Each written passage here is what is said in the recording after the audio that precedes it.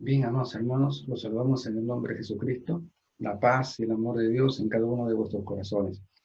Esta noche estaremos nosotros continuando con el tema del rapto, la segunda parte, porque es un tema muy extenso y muy importante, y hay que tratar de detallar y observar todos los artículos y pormenores que circundan sobre este gran evento.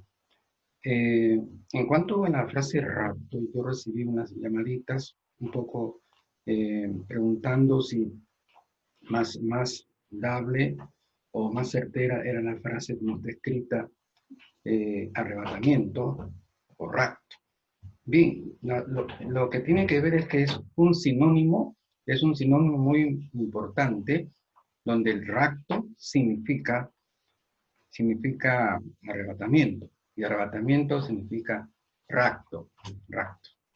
Entonces, observamos ahí algo interesante que lo basamos en lo que dicen los etimólogos, dice la etimología, lo que dicen los grandes diccionarios como la enciclopedia Larousse francesa, que es una enciclopedia de orden y gran prestigio mundial, ¿no? Entonces, esa enciclopedia Larousse, en su área de sinónimos y antónimos, le da a un antónimo a la palabra arrebatamiento un sinónimo de rapto. Eso es lo que dice la enciclopedia francesa, de gran prestigio mundial, la enciclopedia Larousse. Bien, por otra parte, rapto es una palabra latina, ¿no? Raptos, ¿no? Que significa arrebatar violentamente. Rapto significa arrebatar, viene de arrebatamiento. Entonces, arrebatamiento y rapto son sinónimos. Entonces, lo que pasa es de que se le ha dado un carácter delictivo, ¿no? Un contexto delincuencial, este acto del rapto.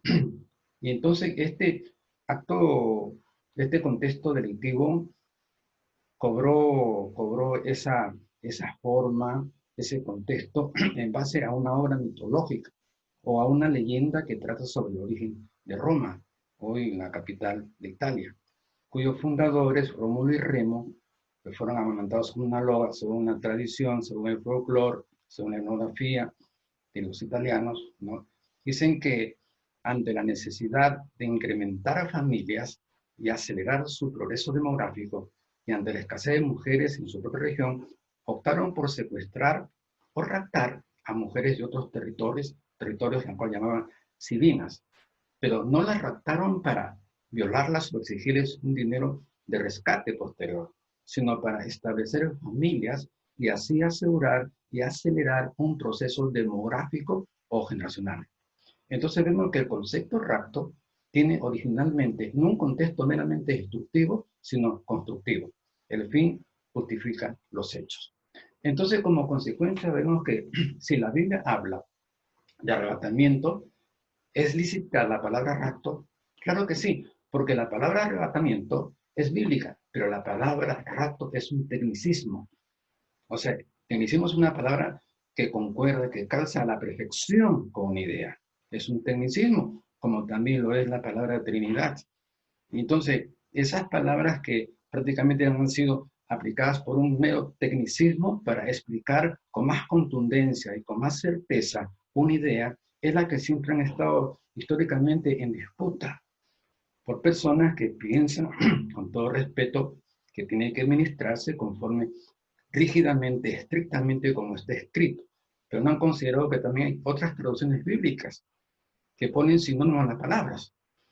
Entonces, el tecnicismo es muy importante para explicar una idea tan trascendental como es el rapto, o como es el milenio, o como es la tribulación, o como es el juicio final, etcétera, ¿no? Y otro tecnicismo importante que ha entrado también en disputa por teólogos, pero de renombre, teólogos importantes, de mucha evolución, también ha sido la palabra el tecnicismo aplicado a la Trinidad. No existe en la Trinidad, no está escrito, pero todos conocemos que Trinidad es un tecnicismo que abraza con certeza, que concatena lo que significa Dios en tres manifestaciones: el Padre que crea, el Hijo que redime y el Espíritu Santo que santifica. Estos tres son uno solo, son tres dioses como las triadas egipcias, hindúes, etc. Entonces es bueno explicar en algún momento dado lo que es un tecnicismo aplicado a la palabra para una mejor comprensión de la idea y de la ideología bíblica. Bien, vamos a empezar, amados hermanos, hecha esta pequeña aclaración, porque nosotros en la iglesia, en nuestra institución cristiana, pues siempre cuando hablamos tratando de hacerlo de la manera más, más bíblica, más lógica, y también estudiando los pormenores filológicos para hacer una excelente interpretación. En eso está basada nuestra doctrina bíblica y la doctrina que seguimos en la Biblia, nuestra institución cristiana. Bien, vamos ahora a continuar con el tema, el libro de Colosenses, capítulo 1, versículo 12. Colosenses, capítulo 1, versículo 12. Vamos a lectura en esta parte. Y la palabra del Señor la leemos en nombre del Padre, el Hijo y del Santo Espíritu. Dice lo siguiente. Con gozo, dando gracias al Padre que nos hizo aptos para participar de la herencia de los santos en luz, al cual nos ha librado de la potestad de las tinieblas y trasladado al reino de su amado Hijo. Interesante, una vez más, dice, con gozo, dando gracias al Padre que nos hizo aptos para participar de la herencia de los santos en luz, el cual nos ha librado de la potestad de las tinieblas y trasladado al reino de su amado Hijo. Gloria al Señor. Aquí vemos algo muy interesante, muy importante. Vemos aquí un contexto de traslación con propósito y vemos una traslación también dimensional, que nos está hablando precisamente del rapto, que es una palabra muy importante la que estamos leyendo. Y permítanme nuevamente leer para explicar, ¿no?, la traslación con propósito y la traslación dimensional. Por ejemplo, vemos aquí, en el verso 13 dice, el cual nos ha librado de la potestad de las tinieblas y trasladado al reino de su amado Hijo. Trasladado. Vemos un contexto de traslación, que eso es lo que es en sí el rapto, ¿no? Es una traslación, ¿no? Una traslación, ¿no?, interespacial, porque somos trasladados de un espacio a otro espacio, del espacio terreno a un espacio celeste. Entonces aquí está hablando de una traslación dimensional, de una dimensión a otra. Nuevamente, 13, el cual nos ha librado de la potestad de las tinieblas y trasladado al reino de su amado Hijo. Bien, entonces ahí vemos una traslación dimensional, pero vemos una transmisión con propósito en el versículo 12. Lo volvemos a leer. Dice, con gozo, dando gracias al Padre que nos hizo aptos para participar de la herencia de los santos en luz. Ajá, vemos aquí que es una relación con propósito, ¿no? Con gozo, dando gracias al Padre que nos hizo aptos para participar de la herencia de los actos de los santos en luz. Aquí vemos aquí un propósito por los cuales nosotros vamos a ser raptados, pero también vemos aquí un requisito donde dice actitud, hizo actos, no con C sino con P, de actitud de competencia, ¿no? De la competencia que Dios va a comenzar a liberar, a esculpir nosotros un espíritu propicio para que alcancemos este privilegio de ser raptados en el tiempo que venga Jesucristo por su iglesia. Entonces, aquí vemos algo importante. Acá, otra frase clave, dice, con gozo, dando gracias al Padre que nos hizo actos para participar de la herencia de los santos en luz, el cual nos ha librado de la potestad de las tinieblas. Otra clave en el texto, que nos ha librado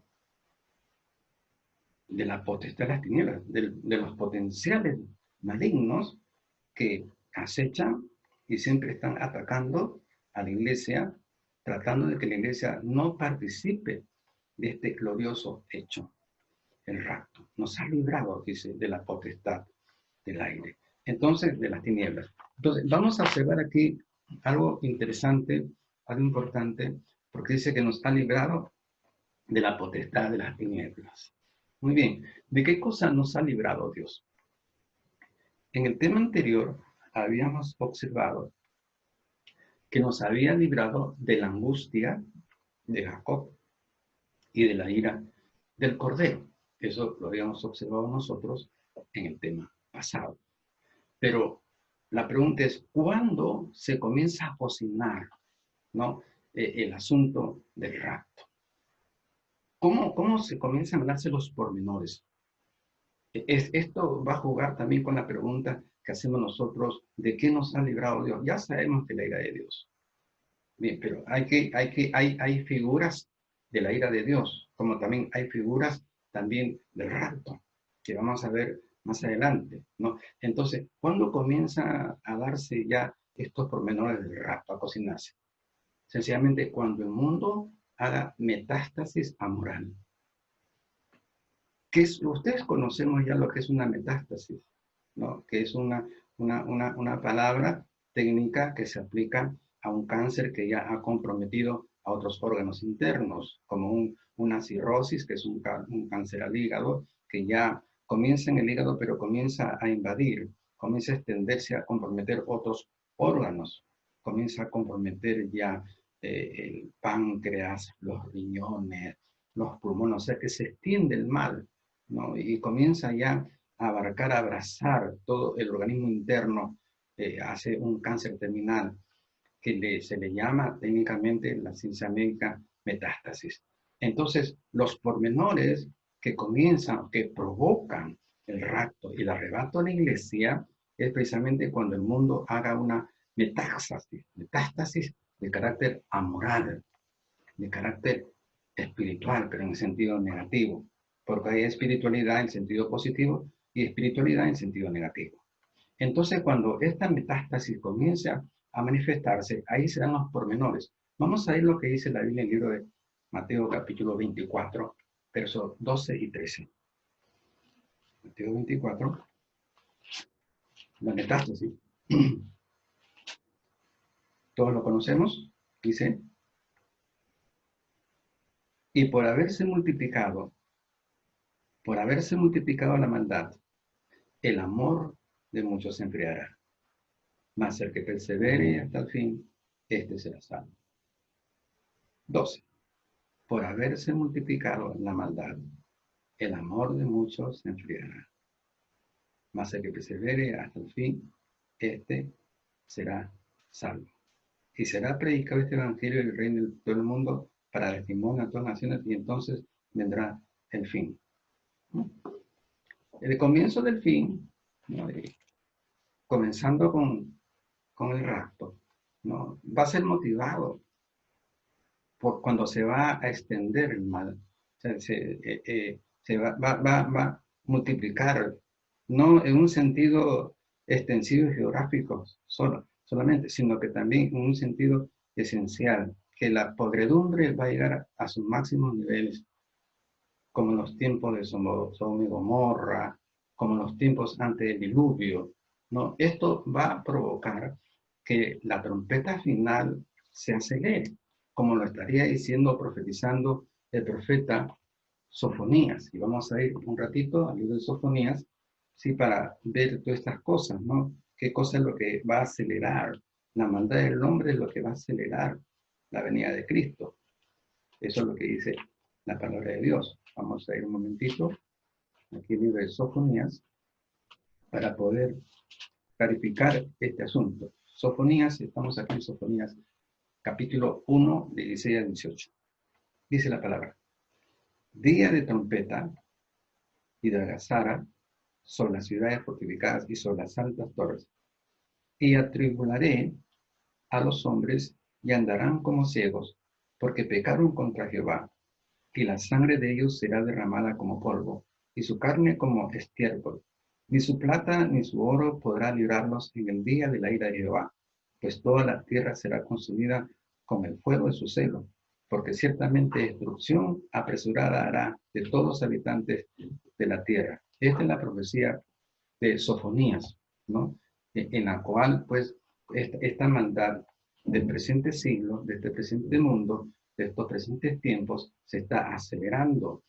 Ya estamos viviendo estamos observando por muchos medios de comunicación, muchas redes, cómo la maldad se está extendiendo, se está multiplicando, está llegando ya a los puntos culminantes de la indecencia, de la moralidad.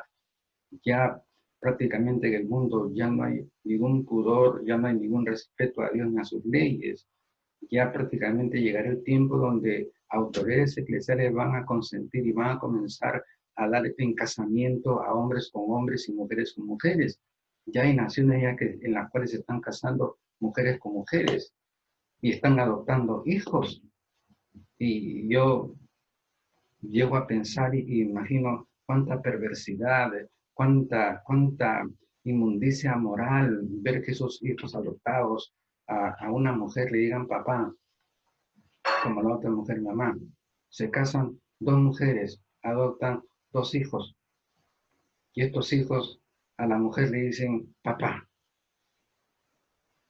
Y lógico, es un insulto a Dios, a lo establecido por Dios.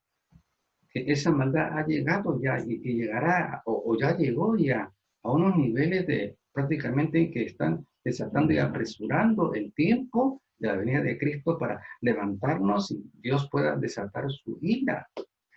Porque esto está escrito, que es la maldad, es la metástasis amoral de la gente que está acelerando el tiempo de la venida de Cristo, el tiempo de los juicios de Dios.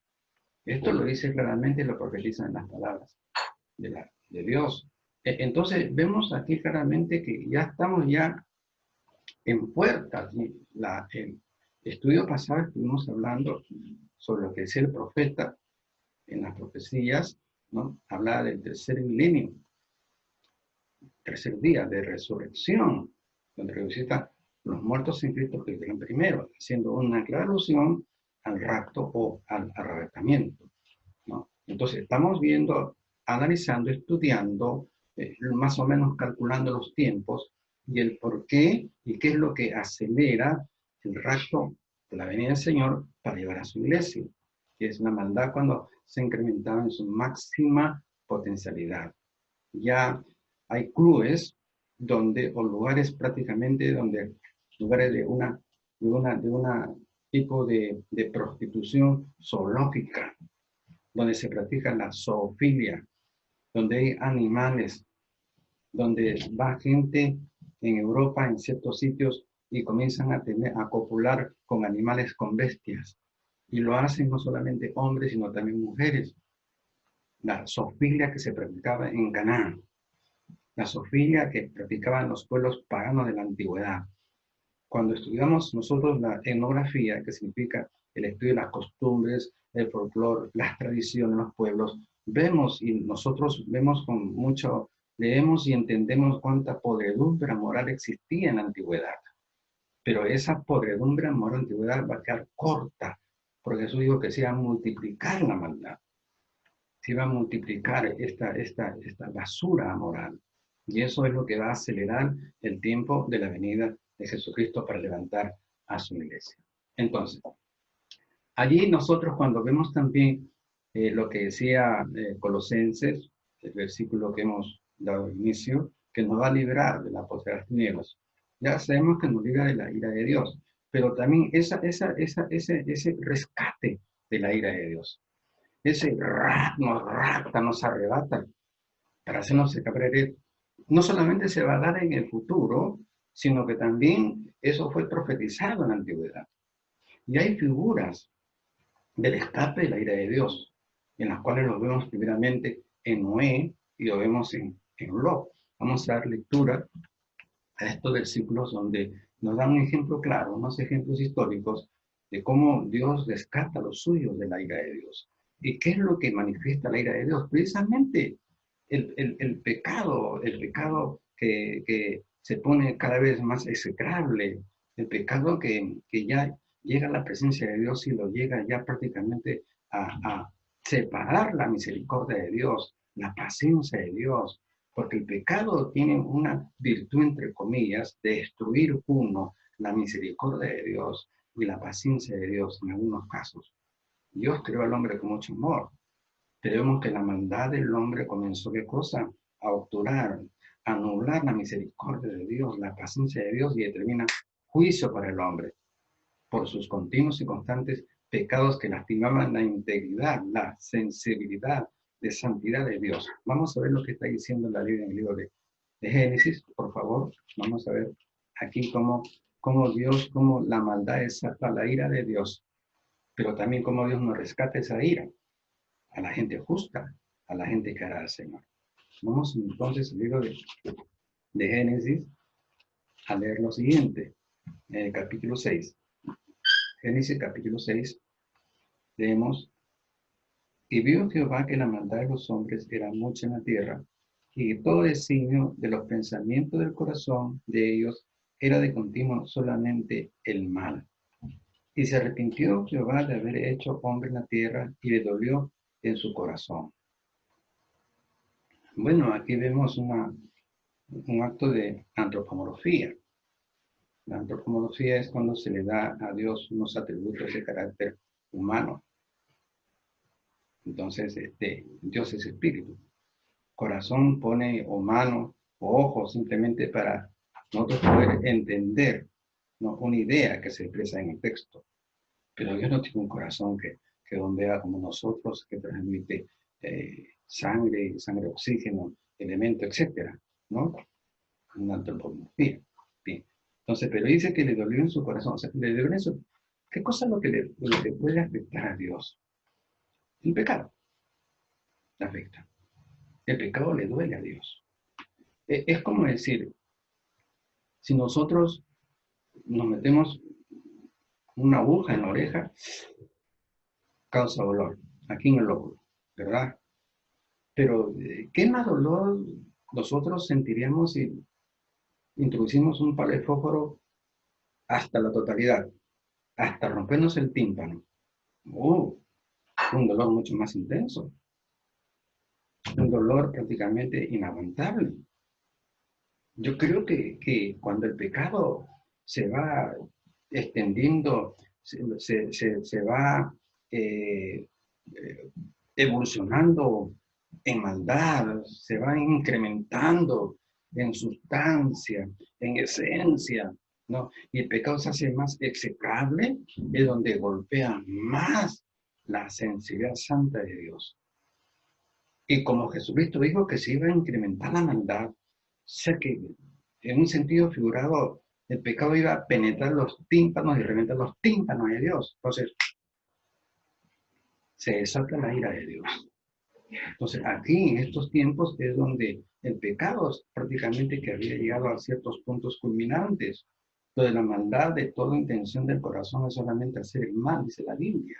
Pensamientos corruptos, intenciones corruptas, acciones corruptas, que se elevaban y evolucionaban más en maldad. Eso fue lo que causó gran dolor a Dios. Y en ese dolor desató una reacción de Dios, que dice aquí, el verso 6, dice: se arrepintió Jehová de haber hecho hombre en la tierra, y le dolió en su corazón. Y dijo: raeré de sobre la faz de la tierra a los hombres que he creado, desde el hombre hasta la bestia, y hasta el reptil y las aves del cielo, pues me arrepiento de haberlos hecho. Me arrepiento de haberlos hecho. Esto, la Biblia dice en número 23, 29, dice que Dios no es hombre para que se arrepienta. Bueno, aquí se arrepiente, cuando la Biblia dice en número 23, 29, dice que Dios no es hombre para que se arrepienta. Esto tiene un contexto de carácter amartiológico, que tiene que ver con el pecado. O sea, es decir, Dios no es hombre como nosotros, que tenemos que arrepentirnos de nuestras debilidades, porque Dios es santo e impecable. Pero sí puede arrepentirse aquí en otras cosas. Y preguntamos, ¿y Dios por qué se arrepintió? Que el dolor que sintió el pecado tan intenso lastimó tanto a Dios, ¿no?, que despierta su ira contundente, una ira única de sentencia, de juicio. Entonces, ¿qué? ¿Y dónde queda entonces la omnisciencia de Dios? Que Dios conoce el pasado, el presente y el futuro. Ajá, interesante. Es que Antes de que Dios sabe de que usted y yo vamos a cometer una debilidad, vamos a cometer un error, vamos a cometer un pecado. Y ese pecado va a herir a Dios de una u otra manera. Sí, le va a herir, porque el pecado ofende y lastima y hiere a Dios. Muy bien. Entonces, como él sabía de que la gente de estos tiempos antediluvianos iba a pecar tanto que el pecado iba a afectar la sensibilidad santa de Dios, ¿por qué los creó? Bien, esta es una respuesta que encontramos en unos teólogos, unos eruditos, cuando estamos analizando el por qué siempre es bueno interrogar la Biblia. Y la Biblia también se responde sola, pero también necesitamos de gente de una teología de mayor kilometraje teológico, de mayor estudio profundo de muchos años, que también nos dan ideas para sacar nuestras propias conclusiones que tienen cierta vinculación con la historia y nos dan a responder, nos dan respuestas para las preguntas que hacemos. Entonces, una cosa es que Dios piense en teoría que le vamos a ofender. Y otra cosa es que Dios siente en la práctica la ofensa que le hemos hecho. Es como decir, te voy a meter un palazo en la cabeza. ¿Ya? Nos amenazaron. No sentimos nada. Simplemente estamos advertidos de la amenaza. Pero cuando sentimos el palo en la cabeza, es otra cosa. ¿No es cierto? ¿Qué sentimos? Sentimos no solamente dolor, sino que sentimos experimentamos una reacción, ¿no? Una reacción de devolver el golpe o de castigar el golpe. Entonces, una cosa que Dios conozca el pecado del hombre por teoría y otra cosa que lo sufra por práctica. Entonces, cuando los hombres comenzaron a practicar el pecado, eso le dolió al Señor. Él sabe que somos pecadores. No le duele. Le duele cuando practicamos el pecado. Le duele un poco cuando pensamos el pecado, cuando maquinamos el pecado. Pero cuando lo practicamos, es un palo de fósforo que perfora el oído de Dios. No estamos pecando de una antropomorfía, por si acaso, sino que estamos ejemplarizando, ¿no? Cuando es el Señor que siente dolor por el pecado de los hombres. Pero cuando ya el pecado ya comienza ya a extenderse, comienza a monetizarse, comienza a profundizarse, comienza a desarrollarse, comienza a evolucionar, entonces eso despierta la ira de Dios. Y aquí estamos viendo de que en su despierta le duele el corazón, le duele su personalidad y luego ese dolor le produce una reacción única de juicio. Dice, me arrepiento de haberlos creado, los voy a destruir. Sí, entonces vemos claramente que el pecado del hombre despierta la ira de Dios y lo despierta con una reacción única, destructiva, de juicio mortal. Por eso que decía al principio, ¿qué cosa es lo que acelera el rapto? La metástasis moral de los hombres como en Jesús. ¿No? Entonces la maldad se iba a multiplicar, entonces vendrá al fin. Eso es lo que está en la palabra del Señor. Que es el mismo hombre que está acelerando el rapto, que está acelerando que venga Cristo. ¿Para qué? Porque rescata a su pueblo para desatar su ira. Pero entonces, como decía Colosenses, el verso inicial que estamos haciendo, que nos libra la potestad del diablo, las tinieblas, ¿no? Nos libra no solamente de la potestad de la intención del diablo de quiere destruirnos, sino también nos libra la ira de Dios. Entonces, cuando Dios decide aquí en los tiempos de antes del diluvio, el tiempo pre-antediluviano, selecciona a una persona y dice la Biblia que vio a Noé. Y dice el versículo 8 del capítulo 6 de Génesis, dice, pero Noé halló gracia ante los ojos de Jehová. Noé halló gracia ante los ojos de Jehová. ¿Por qué halló gracia? Porque era un hombre justo, un hombre que andaba en el temor, en el respeto reverente hacia Dios. Entonces, estamos viendo claramente estas figuras que nos hablan claramente de la ira de Dios, ¿no? Como qué es lo que despierta la ira de Dios, qué cosa es lo que desata la ira de Dios. cuando Dios se siente dolido, cuando Dios se siente herido en su interior, que hace heridas que laceran, que lastiman la sensibilidad y la justicia de Dios, eso provoca la ira. Y ya estamos llegando a los tiempos donde ya el pecado se está haciendo incontenible por esa magnitud o por esa expresión pecaminosa que cada día el hombre está manifestando en el mundo entero. Y esto es lo que va a acelerar, ¿no? Que Dios venga pronto por su iglesia a través de Cristo para restaurarla y desatar su ira. Otra figura más de la ira de Dios, el rescate de Dios, cómo nos libra de la ira punitiva, es el caso de Lot. El caso de Lot. Que Lot fue rescatado prácticamente porque Abraham, su tío, intercedía por él. Y Dios le dijo a Abraham, ¿acaso yo voy a guardar un secreto a Abraham, mi amigo? ¿No? Y entonces, por Abraham, por la fe de Abraham, pues evitó de que Lot fuese también consumido en la ira de Dios, porque Lot no era una joyita. Lot ya conocemos ya sus debilidades, su angurria, su ambición, etc. Bien. Entonces, vamos a la Biblia en el libro de Génesis, capítulo 19, para ver una figura de la ira de Dios, ¿no? Y cómo advierte Dios, cómo separa a Dios de la ira, como también nos separará cuando venga, nos va a separar de la ira del Cordero. 19, vamos a ver acá. Bien, vamos al versículo 24. Dice, entonces Jehová hizo llover sobre Sodoma y sobre Gomorra azufre y fuego de parte de Jehová desde los cielos. Azufre y fuego sobre Sodoma y Gomorra. Bien, el 29 dice, así, cuando destruyó Dios las ciudades de la llanura, Dios se acordó de Abraham y envió fuera a Lot de en medio de la destrucción, al asolar las ciudades donde Lot estaba. Entonces, por causa de Abraham, pues salva a su familia, ¿no? Entonces, en la destrucción de azufre y fuego, Dios se acuerda de Abraham y separa a Lot.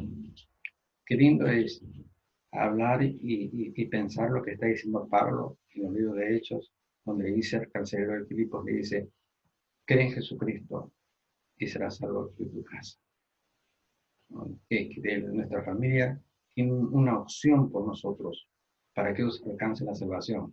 Esto no significa, lógica y obviamente, de que si yo me entrego, mi familia son salvos. No, eso no quiero decirlo yo. Estaríamos como una secta mormónica que se bautizan por los familiares muertos en pecado y ya son salvos, ¿no? Una quimera.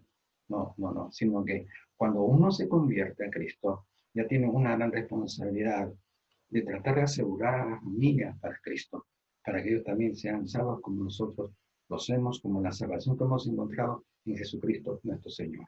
Entonces, vemos aquí dos figuras de la ira de Dios, en las cuales también dentro del marco de la ira, Dios va a respetar a gente que aprecia, a gente que ama, a seleccionados y actos, como dice Colosenses.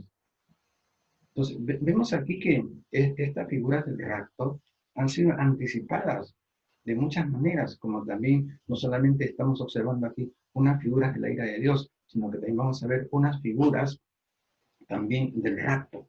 Por ejemplo, Enoc, donde nos muestra ciertas características que nos hacen actos para escapar uno de la ira del Cordero y irnos con el Cordero. Vamos a ver lo que dice ahí. Libro de Génesis, leemos en capítulo 5. Vamos. Génesis capítulo 5, ahí encontramos algo interesante también. Sí, versículo 22, 5:22. Leemos y dice, y caminó Enoc con Dios, después que engendró a Matusalén. Verso 24. Caminó pues Enoc con Dios y desapareció porque le llevó Dios. Nuevamente leemos. Verso 22. Y caminó Enoc con Dios. 24. Caminó pues Enoc con Dios y desapareció porque le llevó Dios. Entonces, aquí vemos algo interesante, ¿no? Y aquí vemos la primera figura del rapto. ¿Y por qué fue levantado Enoc? Porque caminó con Dios, anduvo con Dios. Tenía una relación constante, continua, una relación y comunicación íntima con Dios, caminó con Dios. El caminar con Dios implica esa comunión, implica esa sujeción, esa dirección, ese encaminamiento con Dios, que describe muy bien el libro de los Hebreos, capítulo 11, versículo 5. Vamos a ir ahí. Hebreos 11, verso 5.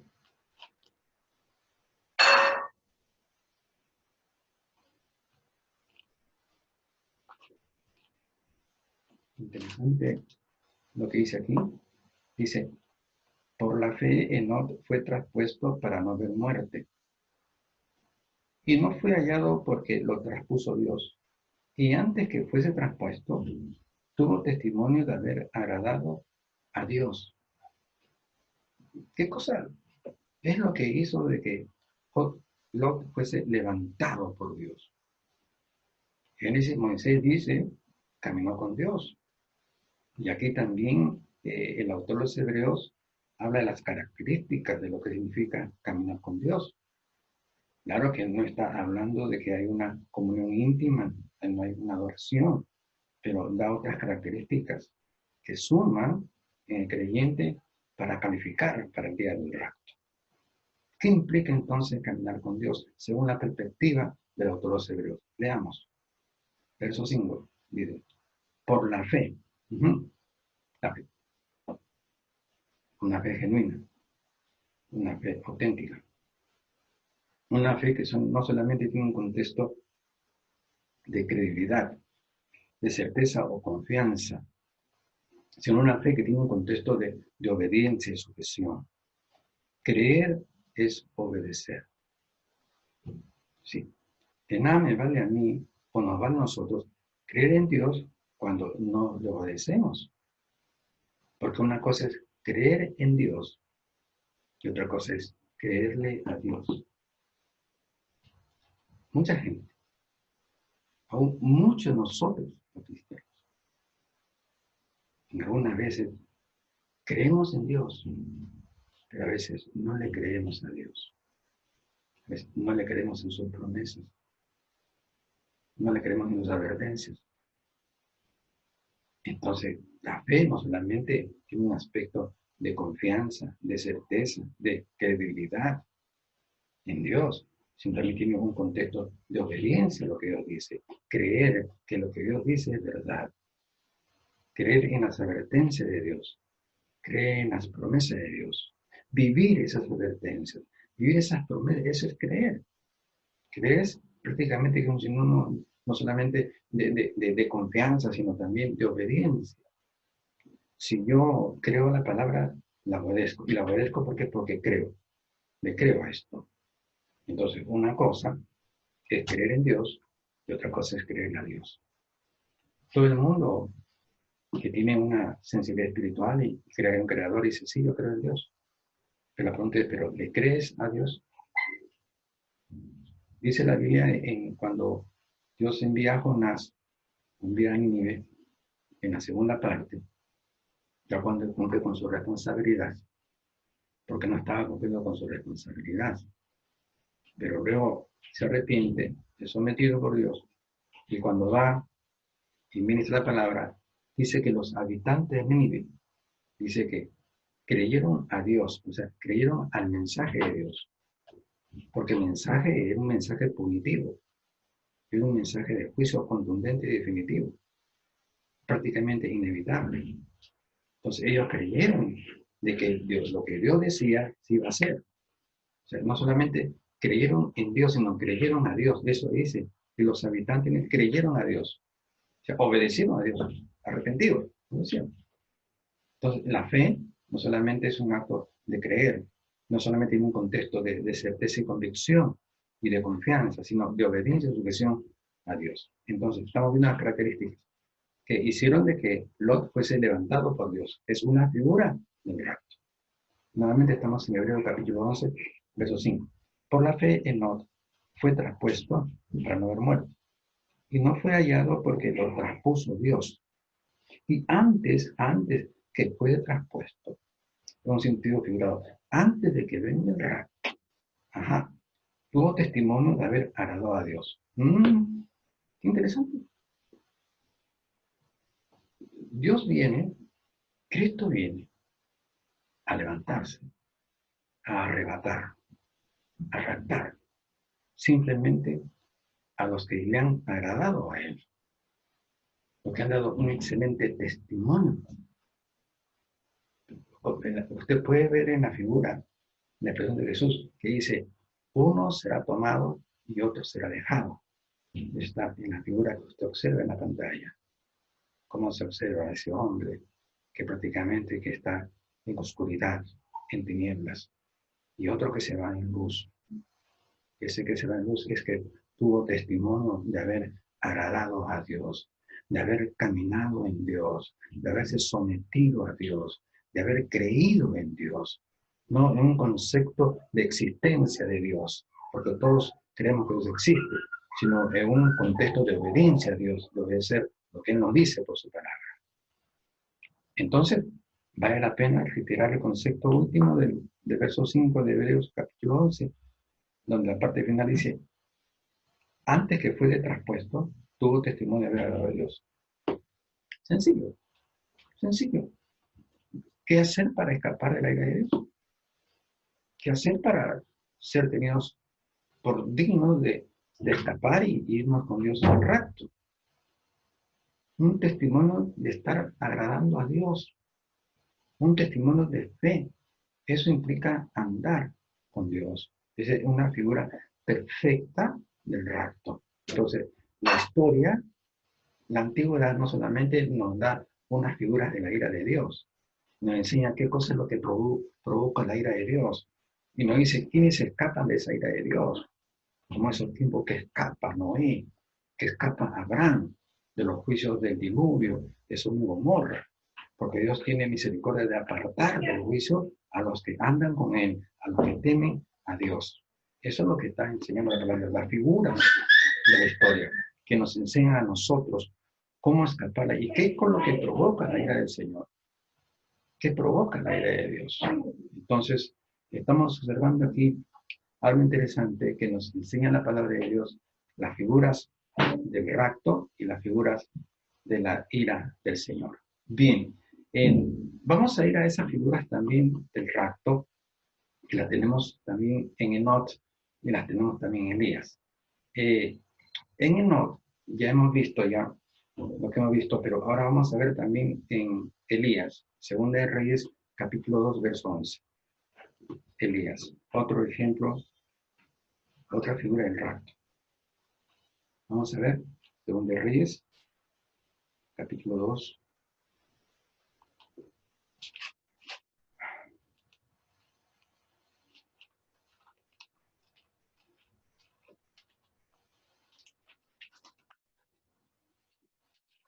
Sí, verso 11, leemos, dice, y aconteció que yendo ellos y hablando, he aquí un carro de fuego con caballos de fuego apartó a los dos.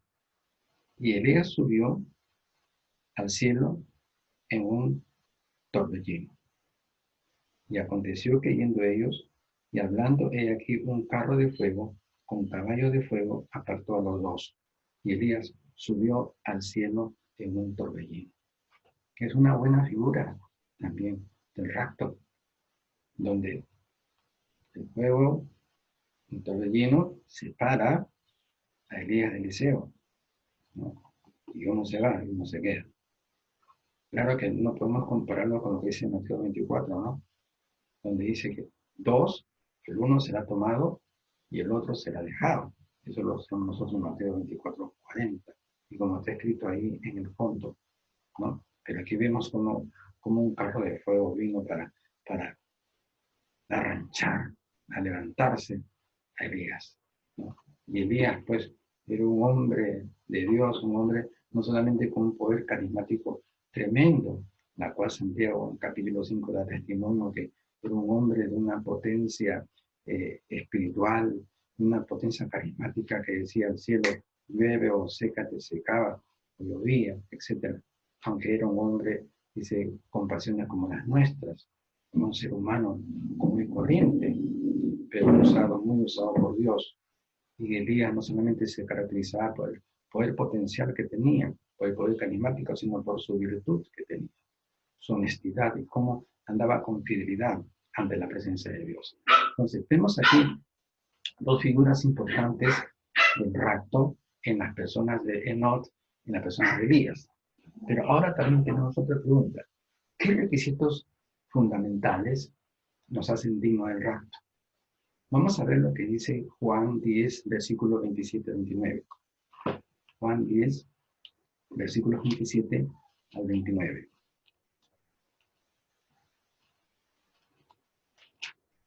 Juan 10, ¿sí?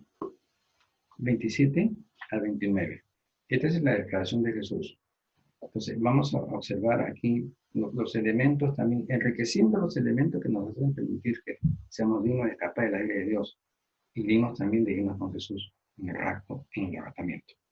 10:27 de San Juan dice, mis ovejas, dice, oyen, mis ovejas oyen mi voz, y yo las conozco, y me siguen, y yo les doy vida eterna, y no perecerán jamás, ni nadie las arrebatará de mi mano. Mi Padre que me las dio es mayor que todos, y nadie me las puede arrebatar de la mano de mi Padre. Dice, a la iglesia de Jesucristo nadie la puede arrebatar de las manos del Padre.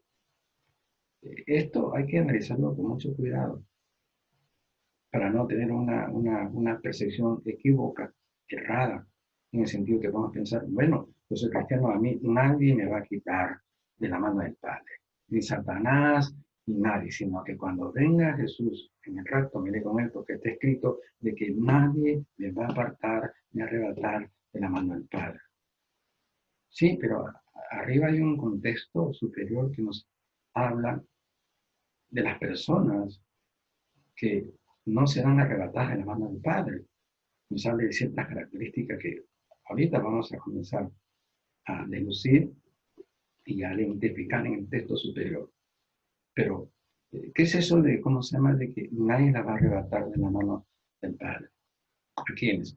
Precisamente a las personas que tienen las características que hemos anunciado y que también pueden enriquecer esas características dignas de escape. Por ejemplo, ¿cuáles son esas personas, esos creyentes que nada les va a arrebatar de la mano del Padre, de la mano de la gracia y la salvación? Veamos lo que está diciendo el versículo 27. Dice, mis ovejas.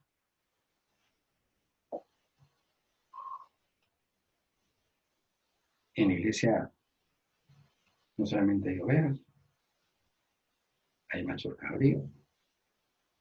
En la iglesia no solamente existe trigo limpio, hay cizaña. Y la cizaña es idéntica al trigo. Tanto que cuando los discípulos dijeron a Jesús, Señor, vamos a sacar la cizaña. No arranquen nada. No arranquen nada. No, pues no vaya a ser que ustedes se confundan que por arrancar la cizaña arranquen al trigo, porque son parecidos en características físicas. Son muy parecidos, pero uno es tóxico, la otra no. En la iglesia de Dios, la iglesia santa, las ovejas de Dios, son los componentes. La oveja es una metáfora. Entonces, esa metáfora está simbolizando a la iglesia de Dios. La iglesia de Dios existe. La iglesia sin mancha y pura existe. La iglesia que va a ser levantada existe. La iglesia que de la mano de Dios nadie la puede arrebatar existe. ¿Y dónde existe esa iglesia? La iglesia de Dios existe. La iglesia perfecta existe. O sea, la iglesia madura. No le damos a la palabra perfección un contexto de impecabilidad. Porque perfección no significa impecabilidad, sino madurez. La iglesia madura existe. La iglesia que se va con Cristo existe. ¿Y dónde está?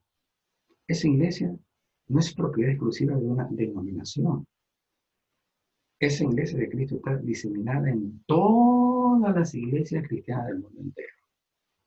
Y cuando venga Jesucristo, se irá por el sur, por el norte, el este, el oeste, con su compañía celeste, angelical.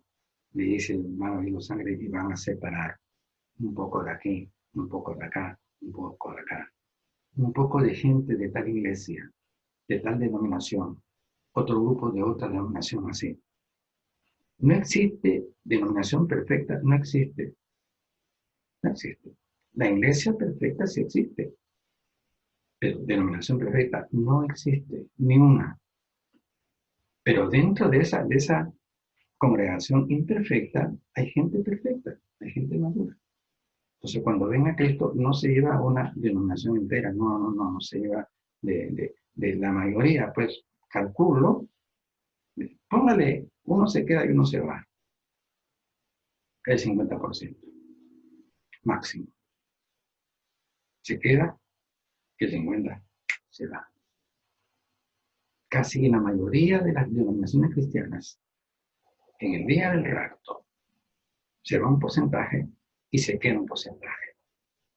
Vemos ahí en el trasfondo, dice, el uno será tomado y el otro será dejado. Y vendrán sangre y van a recolectar los campos cardenales por el norte, por el sur, por el noroeste, y sacará porciones, ¿no?, de las denominaciones para irse con el Señor. Por tanto, el hecho que alguien diga, bueno, mi denominación es la perfecta, es la más, es la mera, etcétera, etcétera, no tiene asidero bíblico. Es prácticamente una fanfarronería espiritual, una jactancia. Se ufanan de decir, nosotros tenemos aquí la presencia constante, permanente y estable del Santo Espíritu de Dios. Aquí no hay gente que contrista ni paga el Espíritu Santo de Dios. Aquí hay gente impecable. Impecable solamente uno, Dios. Entonces, cuando ven a Cristo, saca un poco de esa denominación. La iglesia perfecta existe y está diseminada en todas las denominaciones del mundo. No hay denominación perfecta. Quédate donde estás. No dejes que otro diga, mira, te invito a mi iglesia hay más santidad, mi iglesia es por aquí, mi iglesia es por allá, mi iglesia es pocas pulgas, mi iglesia es rígida, es tajante, es contundente, por aquí que por allá.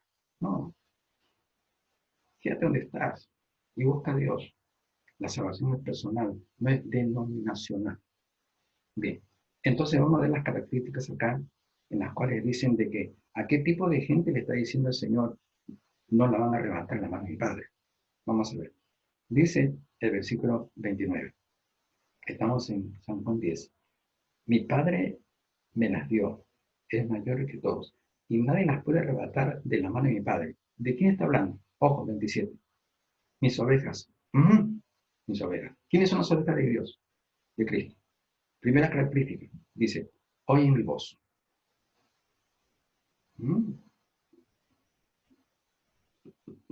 Obediencia. Están solícitos a mi voz.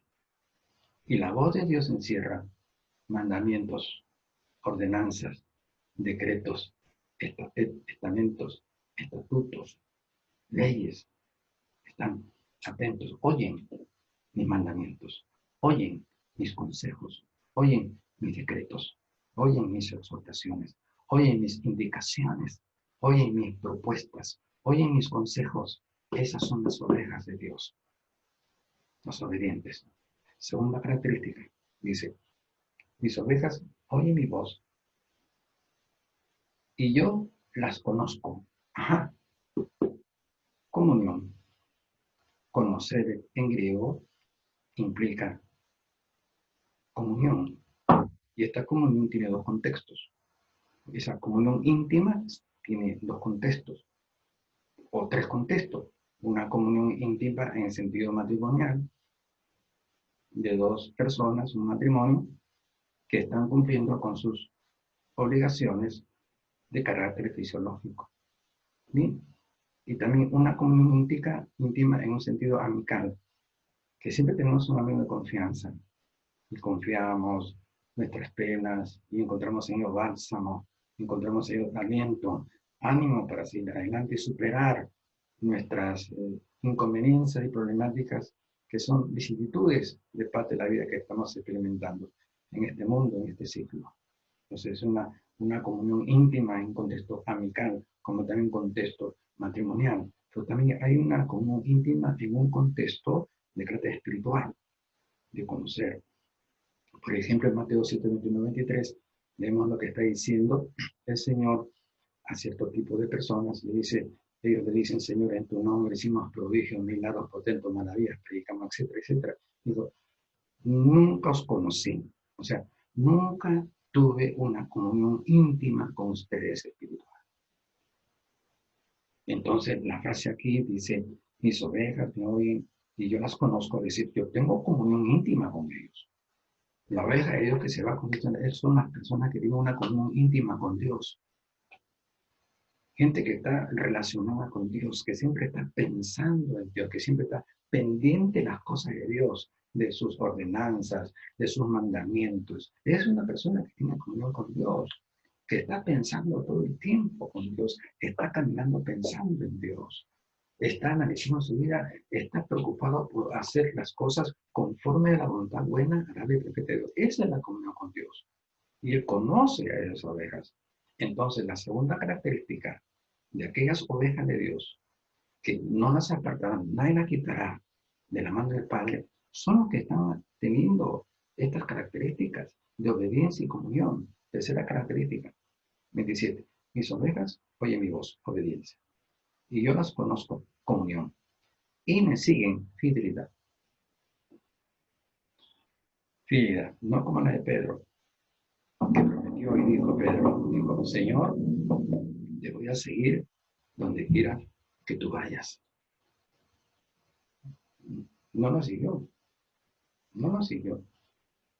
El Señor se iba al Gólgota, se iba al monte en la calavera, se iba a derramar su sangre, se iba a ser crucificado, claveteado, azotado, etc. Y Pedro promete, Señor, te seguiré, soy fiel, hasta la muerte sigo, pero falló. En un momento dado no fue fiel al Señor por su debilidad humana, por sus precipitaciones humanas también. Entonces aquí vemos tres características de los que son ovejas de Dios. De esas ovejas en iglesia en la cual nadie las arrebatará de la mano del Padre. Es decir, digna que se irá con Jesucristo en el rapto o el arrebatamiento. Entonces vemos aquí las características, las sumamos, más las características que encontramos en el nuevo que caminó con Dios, no esa característica de fe, de obediencia, de agradar, dando testimonio excelente en la presencia de Dios. Agradar a Dios. Aquí vemos obediencia, comunión, fidelidad. Son los pormenores y características que nosotros cristianos tenemos que observar, estudiar, imitar y practicar también. Porque sabemos de que la hora y el día nadie la sabe, como dice ahí el fondo. Velad pues porque no sabéis a la hora que ha de venir nuestro Señor. Entonces, ¿cómo podemos velar? Velando no solamente es estar atendiendo que venga, sino también va más allá de poner en práctica estas características que nos hacen dignos de escapar de la ira del Cordero, dignos de irnos con el Cordero a la boda del Cordero. Bien, entonces estamos viendo aquí los requisitos fundamentales que hacen digno el rapto, que es la obediencia, la comunión y también la fidelidad. Entonces, vamos a ver aquí algo interesante en las cuales podemos encontrar un punto interesante de esta fidelidad que Dios demanda. Es una fidelidad, como también una comunión, como también una obediencia, ¿no? Que describir los ejemplos de obediencia, de comunión, de fidelidad, pues nos va a permitir que invertamos un tiempo importante como una hora más o menos, pero vamos a hablar algo importante de estas tres características para concluir el tema, porque vamos a continuarlo todavía, porque esto del rapto es un tema muy delicado, es un tema muy importante que necesita ser detallado al máximo para alertar, para concienciar a la iglesia, ¿no? ¿Qué es lo que tiene que hacer para ser digno de escapar de estos tiempos que ya se acercan ya? Entonces, en la fidelidad es importante, porque como está diciendo, mis ovejas oyen mi voz y yo las conozco y me siguen, ¿no?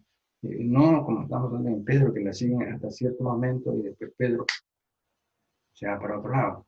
No, sino que, ¿qué cosa implica? Porque antes de que venga el Señor por su iglesia, van a haber unos periodos de tribulación, no de gran tribulación. Estaremos nosotros hablando en el próximo capítulo, después que terminemos la tercera parte, rapto, vamos a estar hablando de la tribulación, todos los pormenores que circundan a la tribulación, los puntos de vista, los criterios sobre tribulación, ¿no? Los que dicen que la tribulación viene antes del rapto, después del rapto, antes del rapto. Vamos a ver con sus tecnicismos teológicos lo que significa tribulación, todos los contextos, ¿no? Y ahí vamos a ver que nosotros, nuestra doctrina está basada en la palabra de Dios.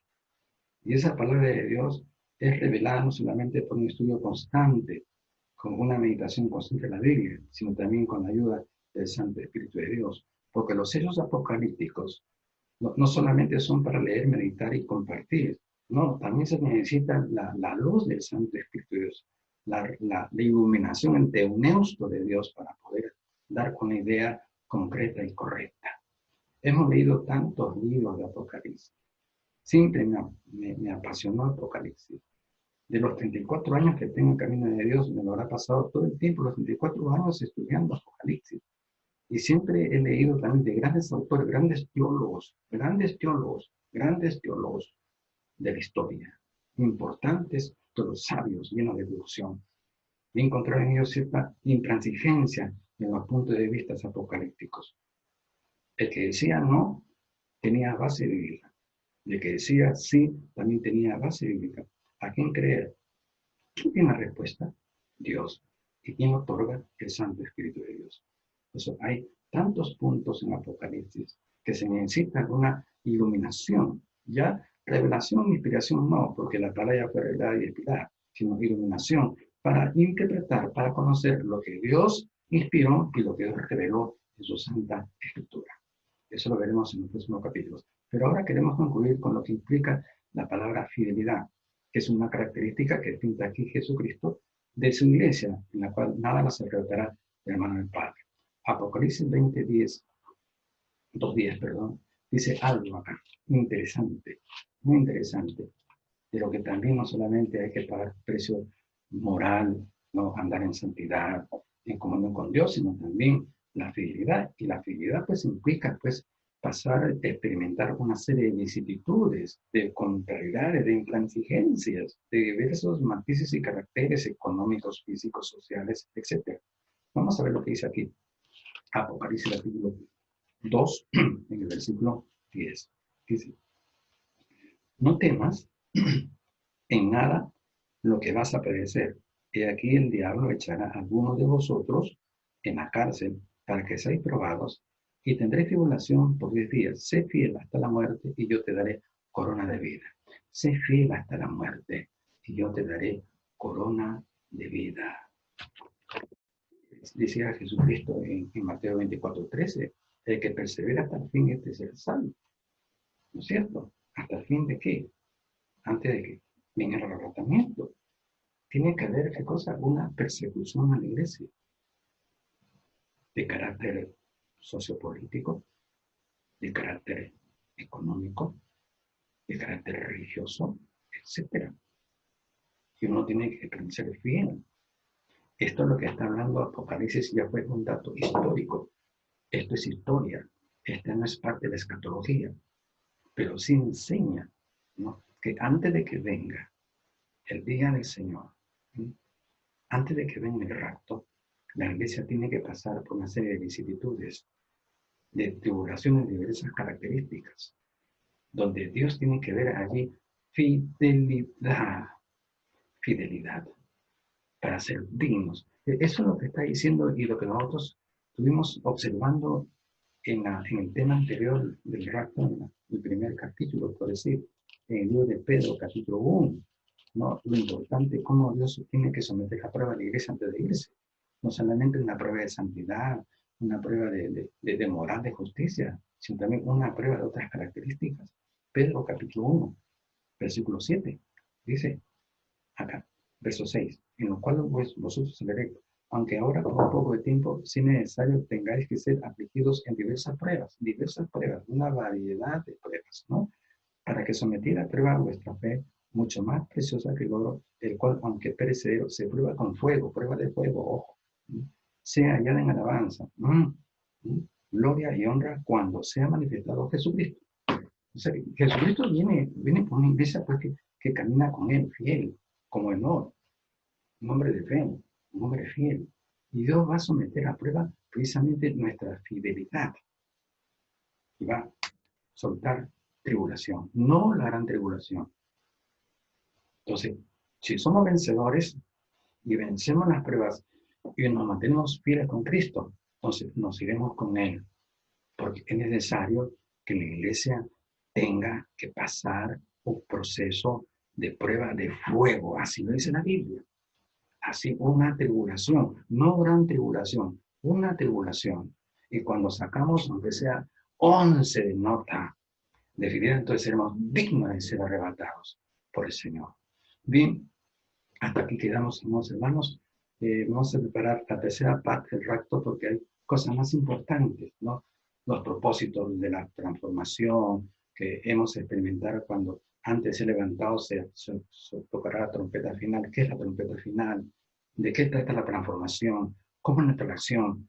Porque detrás del rapto hay tres contextos. Hay un contexto de elección, un contexto de traslación y el contexto de transformación. Por orden, en la elección, Dios elige a su pueblo, los fieles, sus ovejas, tipo Enoch, tipo Elías. En la transformación seremos transformados, no tanto en un sentido intelectual como también afectivo. Y también la transformación física, explicarnos por qué el cuerpo tiene que ser guardado irreprensible. Entonces luego viene la traslación. Seremos trasladados a otras dimensiones del espacio. Entonces, veremos en el contexto del rapto, su elección, su transformación y su traslación. Bueno, nos despedimos y será hasta una próxima oportunidad. Que Dios le bendiga. Y ojo, recuerde, uno será tomado y el otro dejado.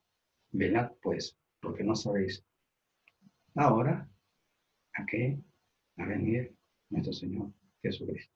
Dios le bendiga. Gracias.